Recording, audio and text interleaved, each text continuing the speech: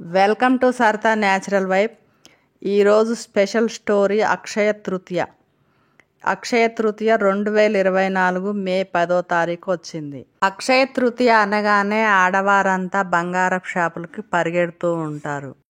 అలా ఎందుకు అక్షయ తృతీయ రోజే గోల్డ్ కొంటారు అంటే గనక, అక్షయ అంటే క్షయం కానిది, అంటే క్షీణించనిది.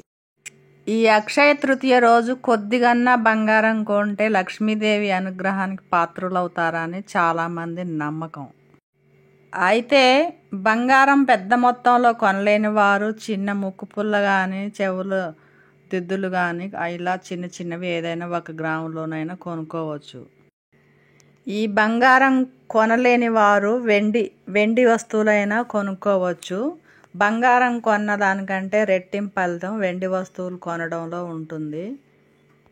అసలు ఈ అక్షయ తృతీయ అనేది రైతులకు సంబంధించిందని, పూర్వం రోజుల్లో అక్షయ తృతీయ రోజే తిథి వారం చూడకుండా అక్షయ తృతీయ రోజే వడ్ల గుమ్ములలో ఇంకా ధాన్యపు గింజలు కానీ గుమ్ములలో భద్రపరుచుకునేవారు.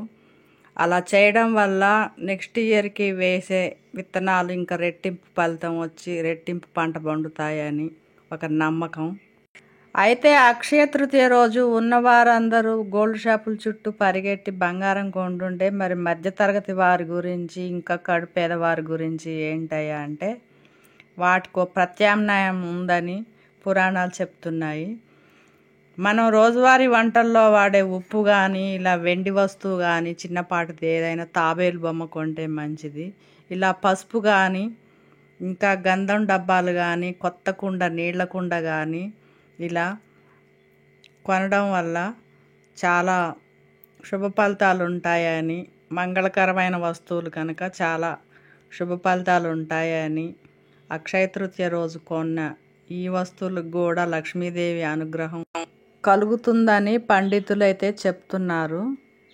ఈ అక్షయ తృతీయ రోజు ఏదైనా మంచి పని మొదలు పెట్టాలంటే తిథి, వారము, నక్షత్రంతో పని లేదని పండితులైతే చెప్తున్నారు. అయితే ఇవేమీ చేయలేని వారు కూడా ఇంట్లో ఉన్న ఏ కొద్దిపాటి గోల్డ్ కానీ, నగలు, వస్తువులు కానీ దేవుడి ముందు ఉంచి దీపారాధన చేసుకున్న అంతే శుభ ఫలితాలు వస్తాయని, లక్ష్మీదేవి అనుగ్రహానికి పాత్రలు అవుతారని కూడా చెప్తున్నారు. ఈ వీడియో కనుక మీకు నచ్చినట్టయితే లైక్ చేయండి, సబ్స్క్రైబ్ చేయండి. Please support me. Thank you for watching.